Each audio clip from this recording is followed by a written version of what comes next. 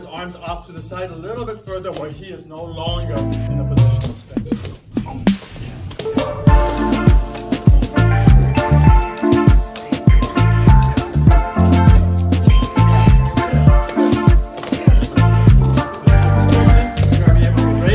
Slightly, that's all you need, while you drop your elbow considerably. And then once you're here,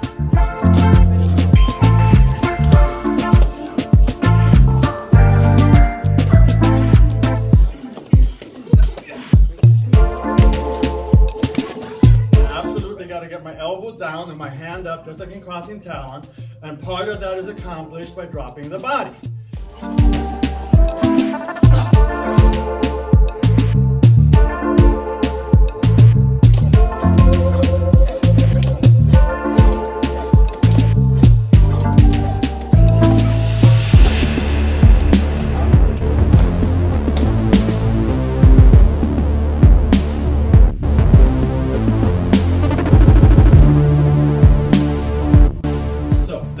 Small circle, right away, I'm controlling him. This circle, big circle, right? It takes a little bit too long to rely on because he can counter me, right? So from a realistic viewpoint, and the way it is actually written by Mr. Parker, take both of your arms to the outside of his right wrist, outside of his right wrist, and then you can turn. However, a lot of times, you don't have to get the right hand to participate. If you already have this established and you already have his wrist bent, you don't necessarily need to have the right hand participate, but you still need it for the needling right here to control. So you still want your right hand there. So it's your choice to get both hands to the outside of his right wrist and then turn, or get the left hand to the outside of his right wrist, right?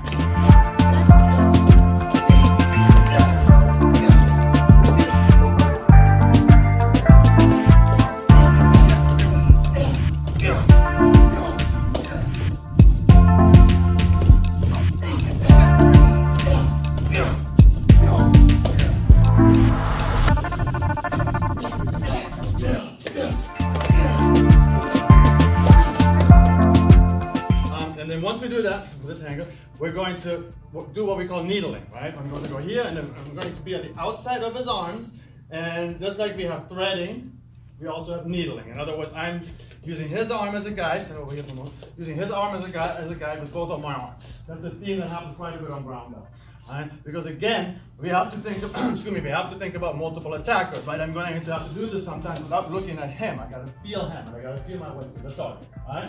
And so the targets are then going to be the face with the left back knuckle. So here, here, and then from here, I'm gonna go, I'm actually gonna end up in a forward bow stance when I'm doing this, right, ultimately. But I'm gonna do a back knuckle to the face and a punch to the ribs as I'm needling up his arm. Meaning I'm moving up this arm with ever so slight touch with this strike right here.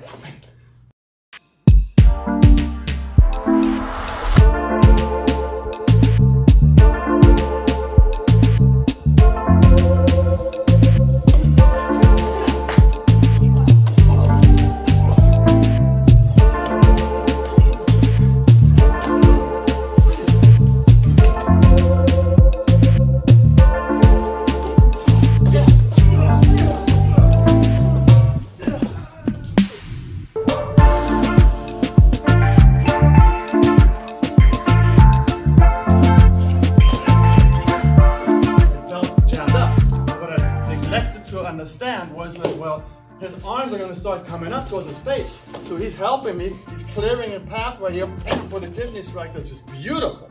So that's what you have to visualize. Failure to visualize that opponent's reaction means that you don't understand this technique and why it would be practical, and you wouldn't even appreciate it down this way. I'm never going to disengage because that's how I'm going to feel where he's at, and it's also how I'm going to jam him up and keep him in check. So it's going to be a back knuckle to the face and then a punch to the ribs right underneath. And I'm going to check with my left as I now go to either a diagonal or a vertical back knuckle, meaning almost like an uppercut, right, to his face, as I bring my right foot forward into a calf stance. And then from there, I'm going to keep controlling the inside of his leg as I come in, because his reaction is going to be to come up with his hands, which helps him in one elbow strike. All right, that's what you have to visualize. Because the next strike is I have this with the kidney.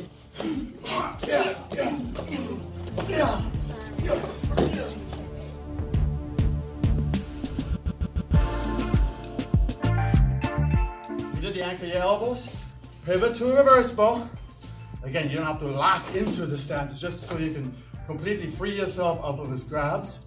Go right into back knuckle and punch, back knuckle to the face, and a punch to the ribs, below his arms, right? Needling upward his arm as you turn to a forward bow stance, right?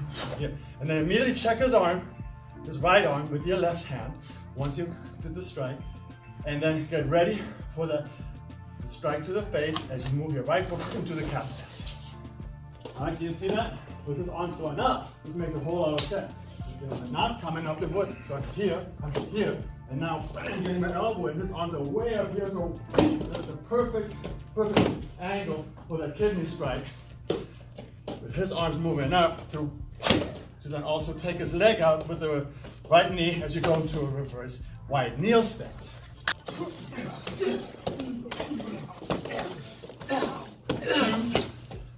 3, 4. And then, inward elbow, as you just ride his upper arm up with him actually helping you by bending his arms, that's when you would use this. Right? So inward elbow to his head, and make sure you're hugging the inside of his leg, his front leg, and then immediately go into a diagonal outward hammer fist as you replace your check, by the way, into a wide kneel stance to buckle the inside of his leg.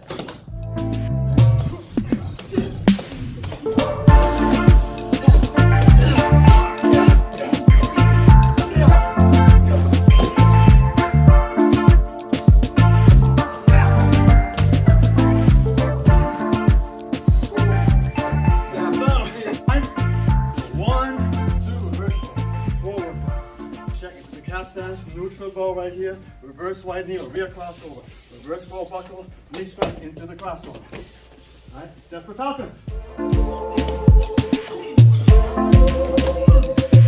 Buckle up the leg, and for now, until you get the crossover and sword under control, think of where his other leg is at. It's gonna be like, you can put your hand right there for a moment, and just do a knee strike, and then end up like in a neutral bow, because it'll help you control your hip properly for that knee strike. Can you have your one time, Anthony?